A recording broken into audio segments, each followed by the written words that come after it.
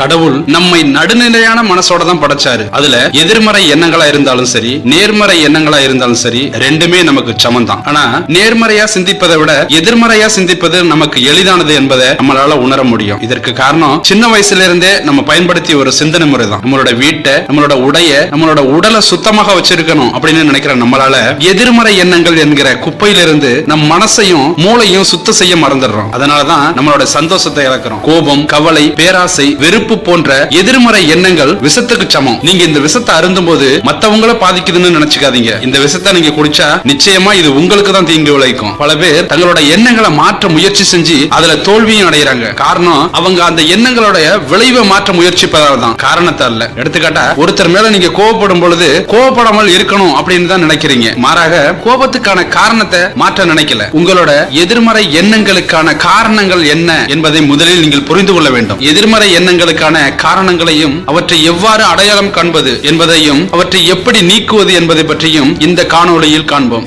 எதிர்மறை எண்ணங்கள் வருவதற்கு ரெண்டு முக்கிய காரணங்கள் உள்ளது. அதுல ஒண்ணு உங்களுடைய உணர்வுகள். மற்றவர்கள் மீது உங்களுக்கு கவலை, பொறாமை, வெறுப்பு போன்ற உணர்வுகள் இருந்தால் உங்க மனசுல எதிர்மறை எண்ணங்களுக்கான விதையை நீங்க போடுறீங்கன்னு அர்த்தம். இதன் விளைவா உங்க மனசுல எதிர்மறை எண்ணங்கள் உருவாகிறது. உங்ககிட்ட அன்பு, அனுதாபம் மற்றும் நன்றி உணர்வு இருந்தா நீங்க உங்க மனசுல நேர்மறையான எண்ணங்களுக்கான விதையை போடுறீங்கன்னு அர்த்தம். அதன் விளைவா உங்க மனசு நேர்மறையான எண்ணங்களை உருவாக்குறது.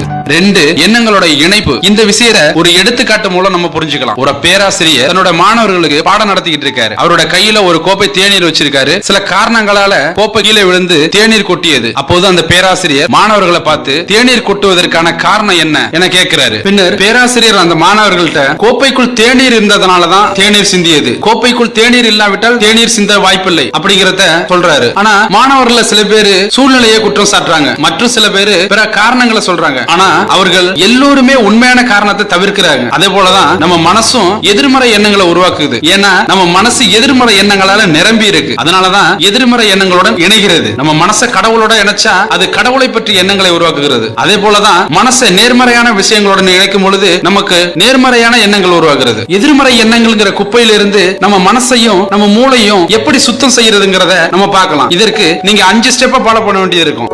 ஒன்னு, எண்ணங்களை இடைநிறுத்த கற்றுக்கொள்ளுதல். நம்ம மனசு எப்போதும் பல்வேறு எண்ணங்களால நிரம்பி இருக்கும். எல்லா எண்ணங்களும் வரவேற்கப்படுவதில்லை. அதுல நல்ல எண்ணங்கள் உருவாக அனுமதிச்சா நமக்கு நல்ல பலனை தரும். மாறாக கெட்ட எண்ணங்களுக்கு வாய்ப்பளிச்சா தேவையற்ற விஷயங்களை செய்ய வைக்கலாம். எந்த ஒரு எதிர்மறை சிந்தனையோ எதிர்மறை எண்ணமோ நம்ம மனசுல மேலும் மேலும் வளரும் முன்னே அதை இடைநிறுத்த கற்றுக்கொள்ள வேண்டும். ஒரு குறிப்பிட்ட எண்ணம் உங்களை மிகவும் உற்சாகமாகவோ அல்லது மிகவும் பதட்டமாகவோ செய்யும் போது இந்த எண்ணங்களின் இடைநிறுத்தம் முக்கியமானது. உங்களுடைய மனசை, உங்களுடைய எண்ணங்களை நீங்க கவனிங்க. அது செல்லும் திசை சரியானது தானா என உங்களை நீங்க கேட்டுக்கங்க. உங்களுடைய ஆண் மனசுக்கு எல்லாமே தெரியும். நல்லது எது, கெட்டது எதுன்னு அதுக்கு நல்லாவே தெரியும். எப்போதும் சரியான பதில தான் அது உங்களுக்கு கொடுக்கும். உங்களுடைய எண்ணங்கள் இடைநிறுத்தப்படும் போது உங்களது உணர்வுகளும் கட்டுப்படுத்தப்படுகிறது. இதனால நல்ல உடல் நலத்தை பெற முடியும். எனவே உங்களது எண்ணங்களை சுதந்திரமா இயங்குவதற்கு முன்ன அதை தடுக்க இடைநிறுத்த பயிற்சியை கற்றுக்கொள்ளுங்க. இது தேவையற்ற எண்ணங்களை நிறுத்தி ஆக்கப்பூர்வமான சிந்தனை அனுமதிக்கும்.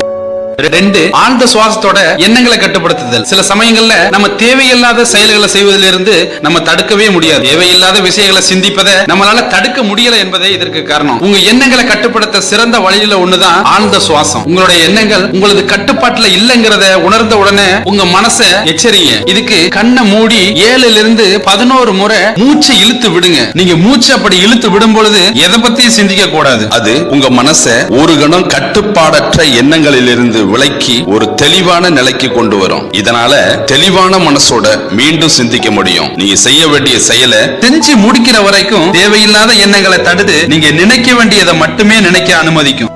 எண்ணங்களின் தூண்டுதல்கள். சில நேரங்கள்ல நம்ம மனசு ஆக்கப்பூர்வமான சிந்தனைக்கு கொண்டு செல்லும் பொழுது அதை தடுக்கக்கூடிய எதிர்மறை எண்ணங்கள் உங்க மனசுல உருவாகி உங்க சிந்தனையை மாறும். உங்களுக்கு தெரிஞ்சோ அல்லது தெரியாமலோ கடினமான எண்ணங்களை தூண்டக்கூடிய சில தூண்டுதல்கள் தான் இதுக்கு காரணம். அந்த தூண்டுதல் ஒரு குறிப்பிட்ட இடமாகவோ அல்லது சூழ்நிலையாகவோ அல்லது உங்களுக்கு பிடிக்காத ஒரு நபரின் பார்வையா கூட இருக்கலாம். அது உங்களுக்கு பயம், பதட்டம், பாதுகாப்பின்மை அல்லது பெரும் பழிவாங்கும் எண்ணத்தை உங்ககிட்ட உருவாக்கும். உங்க வேலை அந்த தூண்டுதல்களை கண்டுபிடிச்சு அதற்கேற்ப செயல்படுவதுதான். அந்த தூண்டுதல்களை விஷயங்களை கண்டுபிடிச்ச பிறகு அதை ஏதாவது செய்ய முடியுமான்னு உங்களை நீங்களே கேட்டுக்கங்க. அப்படி செய்ய முடியும்னா அதையே செய்யுங்க. உதாரணமா, நீங்க செஞ்ச சின்ன தவறுக்காக மத்தவங்க உங்களை பார்த்து சிரிக்கிறாங்க. அந்த நிகழ்வு உங்களுக்கு ஒரு எதிர்மறையான நினைவை தரும்னு வச்சுக்கோங்க. அந்த நிகழ்வு எல்லாத்தையும் உங்களுக்கு பிடிச்ச கார்ட்டூன் கதாபாத்திரங்களா கற்பனை செஞ்சு பாருங்க. அத உங்க மனசுல படம் பிடிச்சு வச்சுக்கோங்க. அந்த சம்பவத்தை நினைச்சு சிரிங்க. குறைஞ்சபட்சம் 5 இருந்து 6 முறை இதை செய்யுங்க. அந்த சம்பவம் முன்பு போல உங்களை தாக்காது. இதை நீங்களே உணர்வீங்க. நேர்மறை உணர்வுகளுக்கு மதிப்பளித்தல். உங்ககிட்ட நேர்மறையான உணர்வுகளை தூண்டக்கூடிய விஷயங்களோட உங்களை இணைச்சு வச்சுக்கோங்க. நேர்மறையான மற்றும் ஆக்கப்பூர்வமான எண்ணங்களை தூண்டக்கூடிய பயோகிராபிக் நூல்கள், மோட்டிவேஷன் ஸ்டோரிகளை படிக்கலாம். நீங்க யார் கூட பேசினா, இருந்தா, பழகினா நேர்மறையா உணர்வீங்களோ அவங்க கூட இருக்க முயற்சி செய்யுங்க. அது எப்போதுமே நேர்மறை எண்ணங்களா மாறும். நீங்க உள்ளிருந்து நேர்மறையா உணரும் போது நீங்க நேர்மறையா சிந்திச்சு அதன்படி செயல்படுவீங்க.